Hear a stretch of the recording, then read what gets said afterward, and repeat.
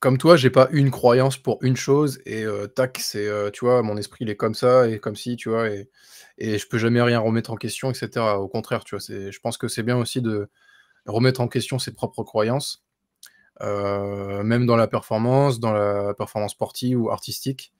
Mais bon, parfois, on a affaire aussi à certaines personnes qui ont un très gros ego, sans mal parler ou quoi, tu vois? Mais c'est compliqué des fois de leur, tu vois, de leur, pas faire changer leurs croyances, parce que c'est des croyances, elles sont en nous, on y croit et cetera évidemment, mais leur faire prendre du recul et se dire: «OK, bah, peut-être que ça, si tu contres ça», tu vois? Juste être un peu plus ouvert, quoi. Ouais, ouais, ouais. Mais d'ailleurs, sans parler de personnes qui ont un gros ego, tu vois, on pourrait prendre l'exact opposé, mais tu vas voir qu'il y a un lien. Il y a des personnes qui ont des croyances limitantes, tu vois, qui pensent, elles sont pas capables de faire des choses, qui pensent qu'elles y arriveront jamais, qui Voilà. pensent que, même en s'entraînant, pardon, le sport, c'est pas pour elles. Non, mais moi, si je vais à la salle, je progresserai jamais, parce que c'est ma génétique, j'ai des gros os, dans la famille, tout le monde est obèse.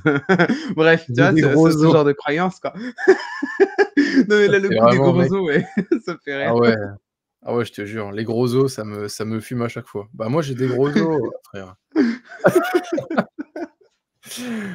Bref, ouais, Et ouais, et c'est du coup, je trouve qu'il y a un lien par rapport à ce que tu disais sur l'ego, dans le sens où, bah, nos croyances nous limitent, vraiment, tu vois? Et même quelqu'un qui pourrait avoir un ego démesuré, si tant est qu'il y ait des personnes comme ça, et ben, en fait, leurs croyances vont les limiter aussi, tu vois? Enfin, elles vont être quand même dans une bulle, et donc effectivement, je pense que le rôle de la personne à l'extérieur, c'est pas tant de dire: «Tes croyances n'ont pas de valeur, tes croyances sont fausses», mais juste de dire: «OK, en fait, là, tu vois tes croyances, tu vois un bout tu vois un bout du truc, quoi, et peut-être mmh. qu'en fait, si tu dézoomes, tu pourrais voir un peu plus grand».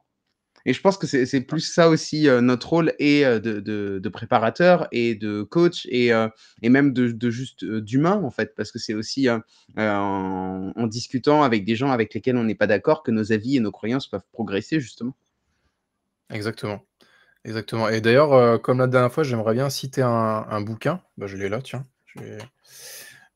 qui s'appelle, j'avais peut-être cité déjà dans, je sais pas si c'est, le premier podcast qu'on avait fait ensemble, «Votre cerveau n'est pas programmé pour être productif» de Jérémy Coron.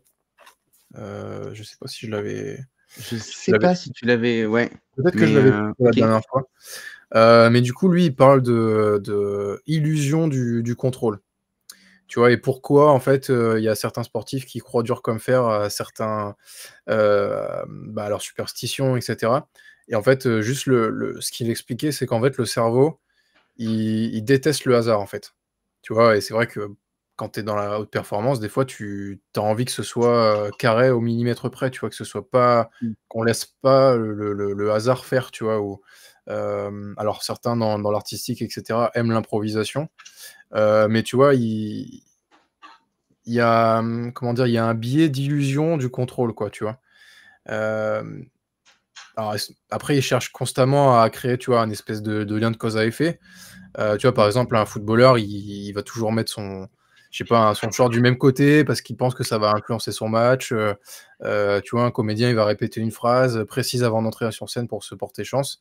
Heu, Tu vois, ces croyances, elles activent, une espèce de réponse émotionnelle et physiologique, Mmh. bah, qui peut améliorer la concentration, c'est sûr. Hem, mais du coup, j'ai envie de poser une question, tu vois? Est-ce que une superstition, quelle qu'elle soit, améliore la performance et faut-il vraiment la considérer comme irrationnelle? Tu vois ce que je veux dire? Ouais. Ouais, ouais, ouais. Bah, je sais pas s'il faut, enfin, j'ai plus envie de prendre le truc dans l'autre sens, et de se dire: «Même si c'est irrationnel, si ça fait du bien à la personne, où est le problème?» Oui, oui, clairement. À partir du moment où ça lui fait du bien, et pour moi, l'enjeu, il est plus de savoir, est-ce que ça lui fait vraiment du bien? Ah, alors, j'ai l'impression qu'on a switché de hop, pourquoi ça a bougé ça? Voilà, Ah, hop. Ouais, la question, et si c'est toujours en accord avec ce qu'elle a envie d'être à ce moment-là, tu vois? C'est mmh mh. plus, c'est plus ça pour moi qui est important, parce qu'en fait, la superstition en tant que telle, enfin, elle est pas bonne ou mauvaise, tu vois? Ça reste un outil, ça existe, et puis, tu vois, ouais, je suis pas sûr que ça ait un réel impact sur la performance, en tant que telle, quoi. Bah, après, l'idée, c'est encore une fois, qu'est-ce que ça va faire si tu contres, cette superstition, tu vois? Ah ouais, OK, Encore une fois, OK. tu vois? C'est encore Là, une fois, tu parles en tant qu'athlète ou en tant que coach? Heu, bah, en tant que Tu vois oui, ce que je en veux tant dire? que Est-ce que c'est, par exemple, ouais. si c'est, par exemple, de tes élèves, si ton élève a une superstition et que toi, tu essaies de la contrer, ou est-ce que si c'est toi qui, essaye de contrer ta propre superstition? Parce que je pense que c'est pas tout à fait la même chose. Enfin, moi, en tout cas, j'aurais pas la même posture. Bah, après, que ce soit un élève ou un athlète, ou un artiste en soi, tu vois, il a sa superstition, qui au départ, enfin, enfin, pour ma part, je le laisserai faire et à un moment donné, j'aurais envie de pousser le vice un peu, tu vois? Et de contrer la Mmh. superstition. OK. Forcément alors peut-être pas en le tenant au courant, je sais pas.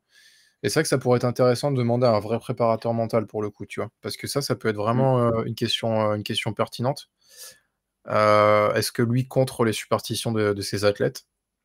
C'est une Mmh. question que j'avais pas posée pendant mon podcast et ça pourrait être vachement intéressant.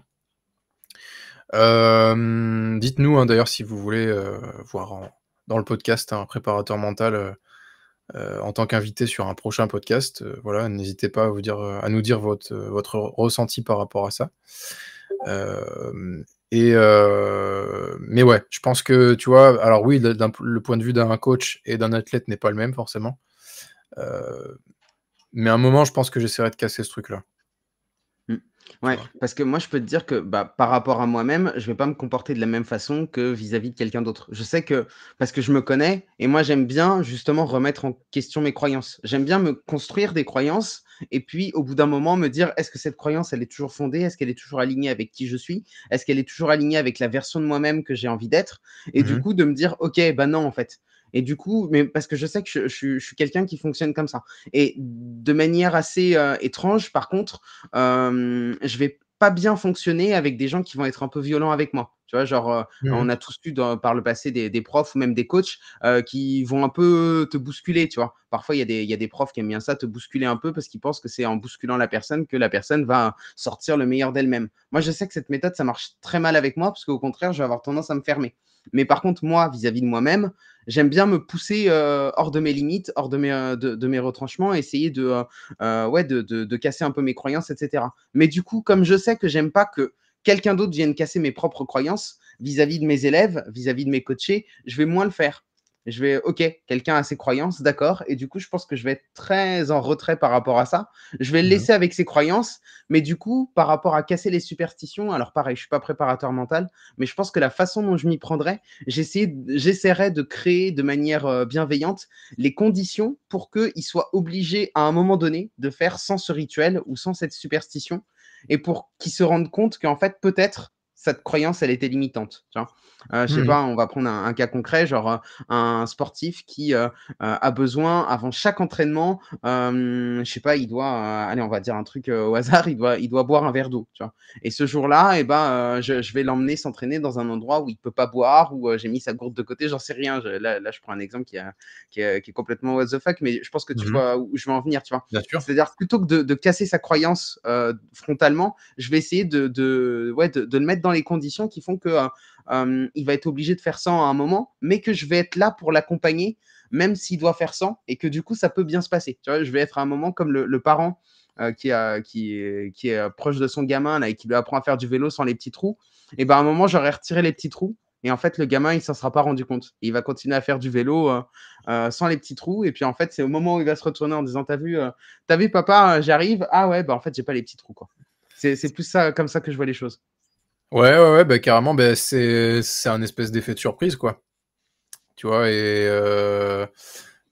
c'est non, non, non, c'est super intéressant, mais c'est vrai. Enfin, pour beaucoup d'entre nous, tu vois, quand on a appris à faire du vélo, bah, c'est ce qui s'est passé. Enfin, moi, je me souviens que c'était comme ça, tu vois? C'est pas genre, sais, on m'avertissait en me disant: «Bon, bah, là, maintenant, on va enlever les roues» et tu vois? Et voilà.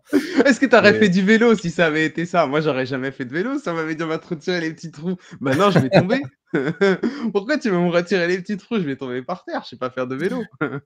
et aujourd'hui, sachez que Alex a toujours les petits trous sur son vélo. C'est ça. Ah C'est à putain. peu près ça.